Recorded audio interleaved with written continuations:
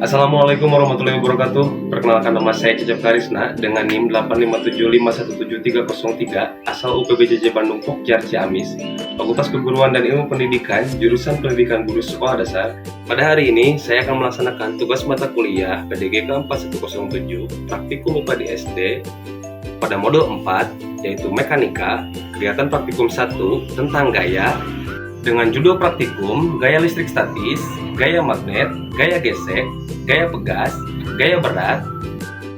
Gaya adalah besaran yang punya besar dan arah yang bisa menyebabkan benda diam menjadi bergerak atau sebaliknya. Di percobaan yang pertama ini adalah gaya listrik statis. Alat yang digunakan adalah penggaris, potongan kertas kecil-kecil, dan rambut. Pertama-tama saya akan menggesekkan penggaris ke rambut selama beberapa saat. Tujuannya adalah untuk memindahkan muatan listrik sehingga penggaris menjadi bermuatan. Setelah penggesekan dirasa cukup, selanjutnya dekatkan penggaris ke potongan kertas tanpa menyentuhnya. Di sini kita akan melihat efek dari penggesekan penggaris ke rambut tadi.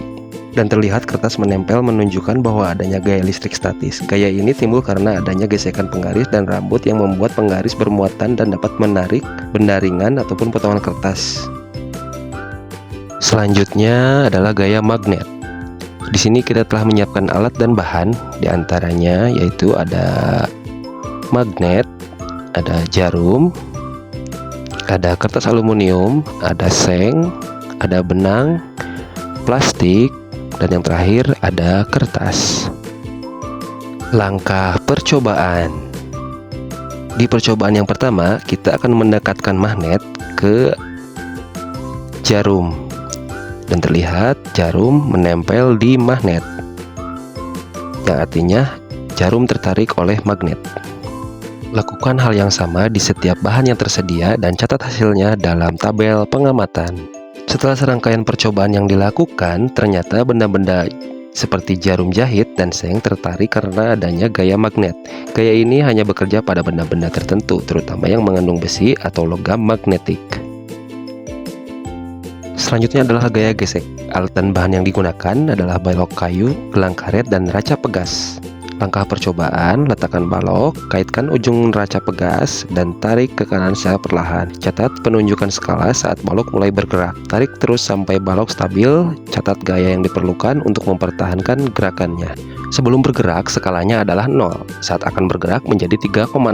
Sesudah bergerak menjadi 2,5. Gaya yang kita berikan harus melebihi gaya gesek agar balok bisa bergerak. Gaya gesek berfungsi untuk menghambat gerakan. Perhatikan gaya yang diperlukan saat balok mulai bergerak. Biasanya lebih besar daripada saat balok sudah bergerak, karena ada dua jenis gaya, yaitu gaya gesek statis dan gaya gesek kinetis. Selanjutnya adalah gaya pegas. Alat dan bahan yang digunakan adalah statip, gelang karet, dan beban 20 gram. Berikut adalah langkah percobaan. Gantungan gelang karet pada statip, kemudian gantungan beban pada karet tersebut. Tarik beban ke bawah dan lepaskan, dan amati apa yang terjadi. Karet gelang akan merenggang saat ditarik dan kembali ke posisi semula saat dilepaskan, membuat beban bergerak naik turun sejenak.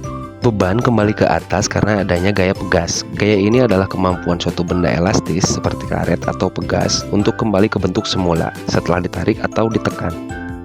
Selanjutnya adalah gaya berat. Alat yang digunakan adalah ada penggaris, ada pengait, ada beban, karet gelang, dan statip.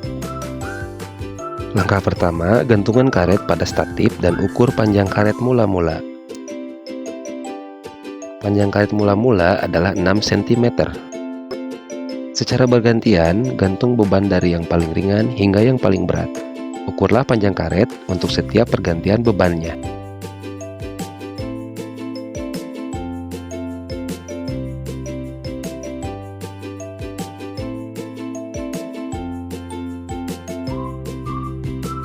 Pada beban 200 gram, panjang karet adalah 14 cm. Selanjutnya kita akan menambah beban menjadi 400 gram dengan 2 buah air kemasan yang digantung secara bersamaan untuk mengukur seberapa panjang karet merenggang. Dan setelah dilakukan pengukuran, ternyata karet merenggang dan mempunyai panjang menjadi 23 cm. Dan selanjutnya di percobaan terakhir, kita akan menambah beban menjadi 600 gram. Kita akan mengukur seberapa panjang karet dapat merenggang dan melakukan pengukuran kembali untuk melihat seberapa jauh karet merenggang. Dan tercatat mempunyai panjang sekitar 27 cm. Demikian video praktikum saya kali ini, semoga bermanfaat. Terima kasih. Wassalamualaikum warahmatullahi wabarakatuh.